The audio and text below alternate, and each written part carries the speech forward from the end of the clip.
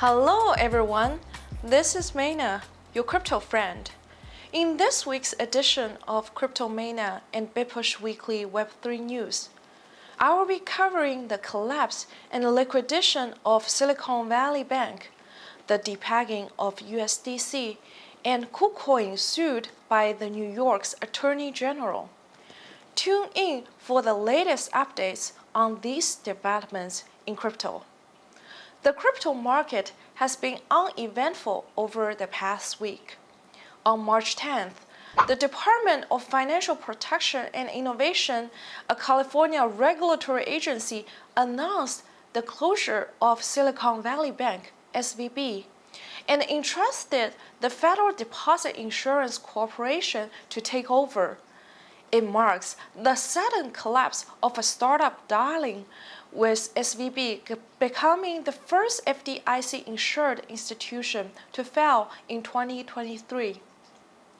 As of December 31st, 2022, SVB had total assets of approximately $209 billion and total deposits of approximately $175.4 billion.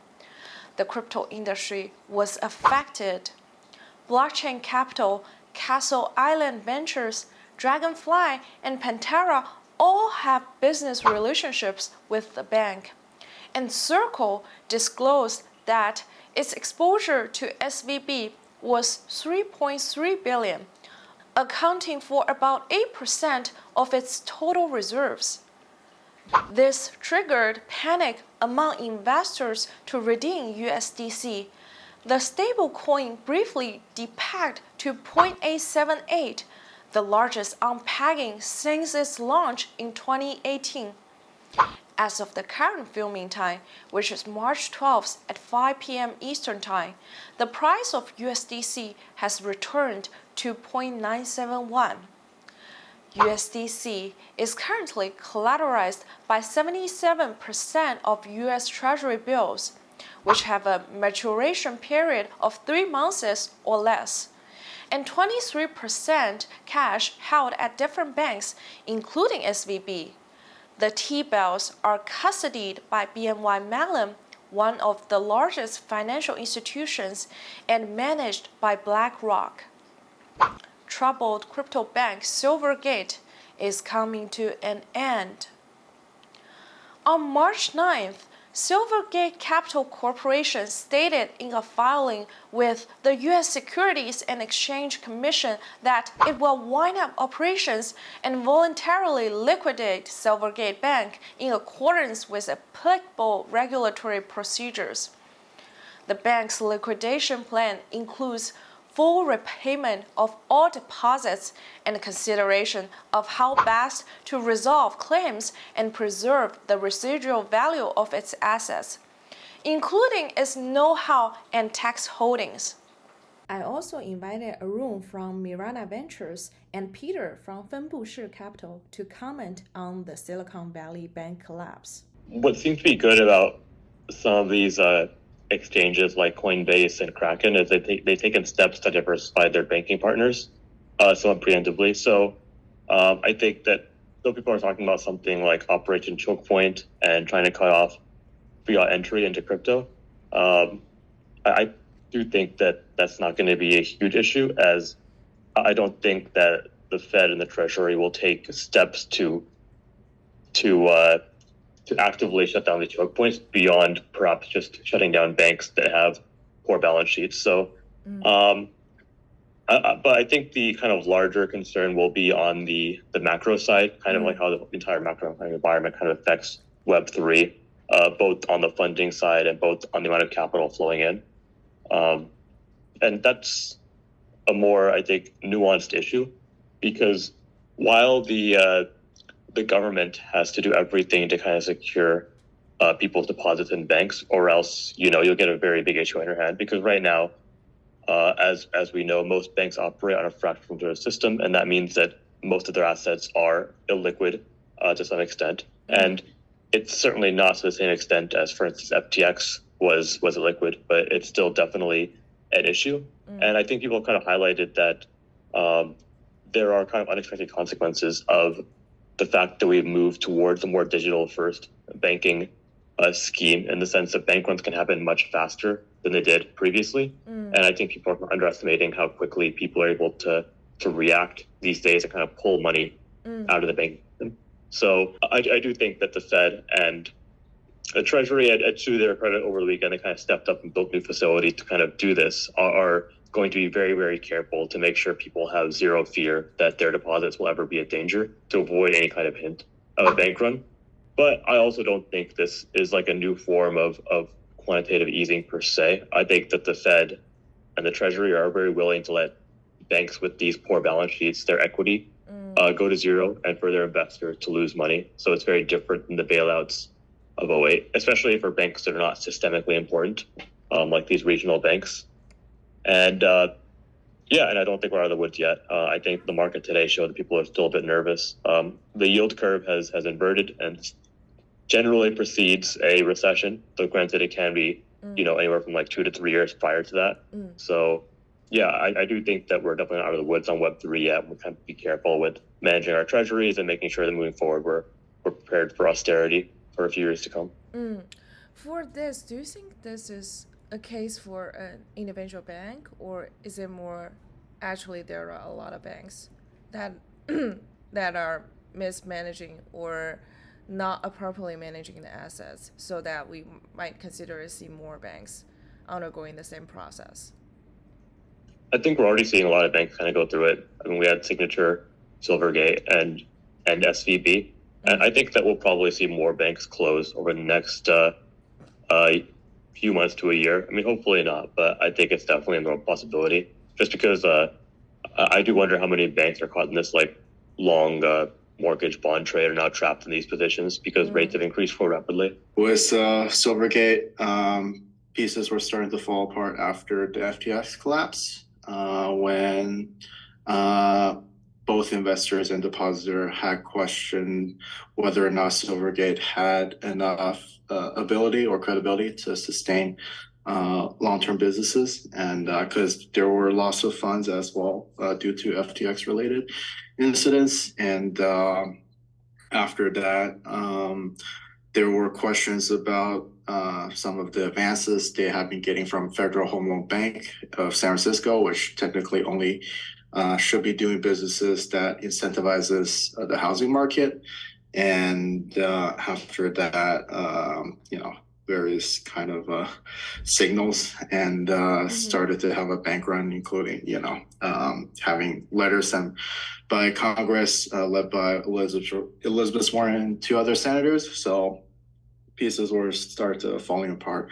And with Silicon Valley Bank, it was more of how they managed their treasury holdings, where they had longer term dated bonds, and as interest rate increases, bond prices fall. So they took some realized loss now due to accounting treatments. Under different circumstances, and they tried to raise additional capital to make up for the losses, but they weren't able to do that fast enough. And most of the venture capital firms advised their portfolio to start to withdraw their money from the bank, so unintentionally caused a big bank run, which resulted in their collapse last week.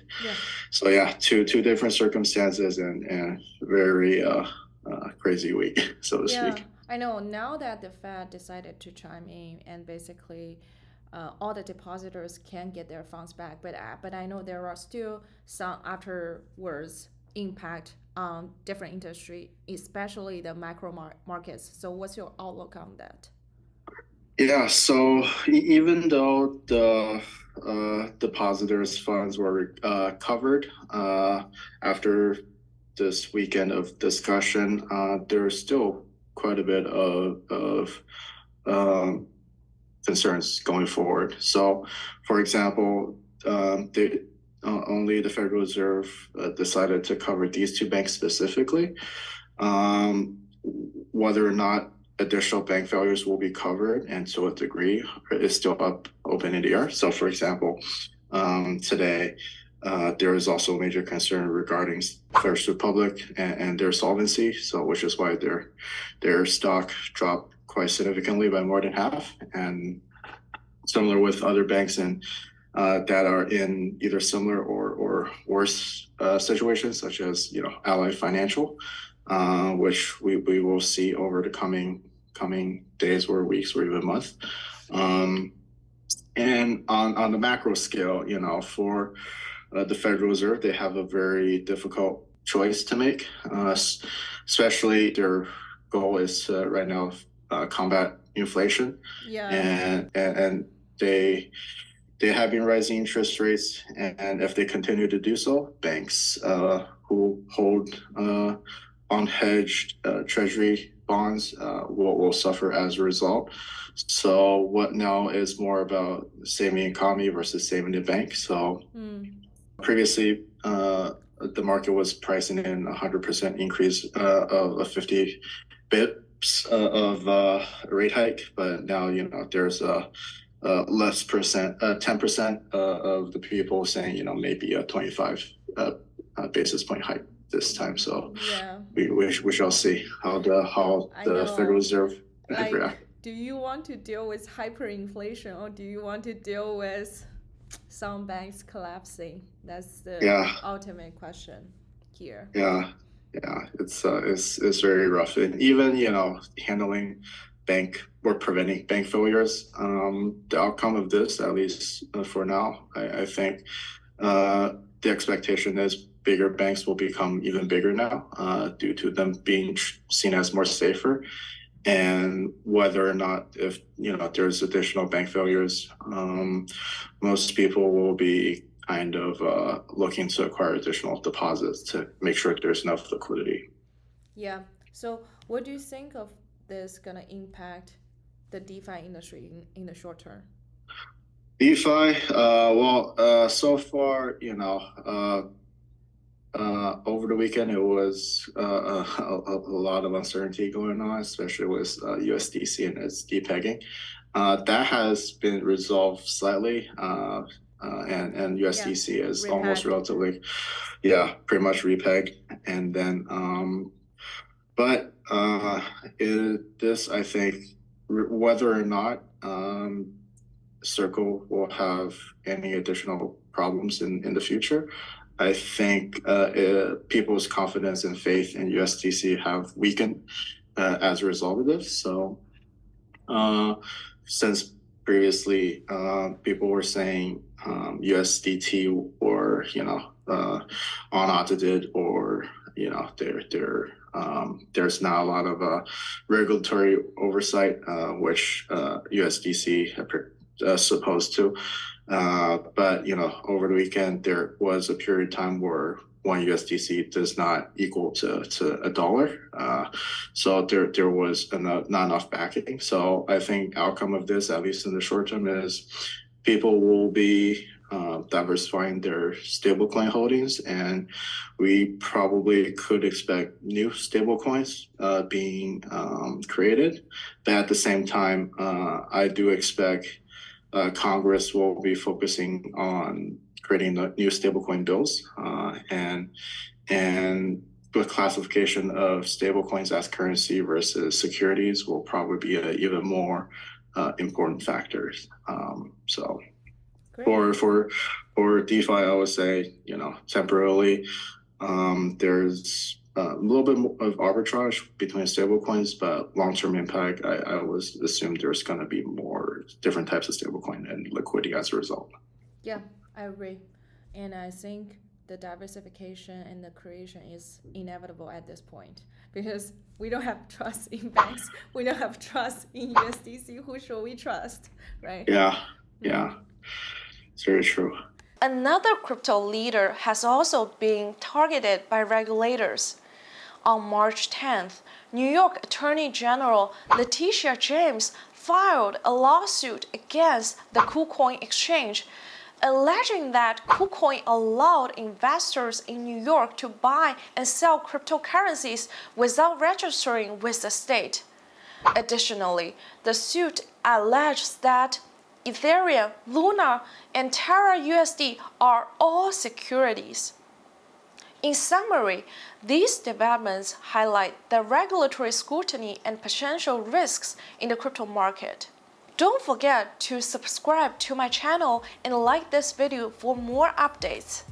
Thank you for watching. See you next time. Bye!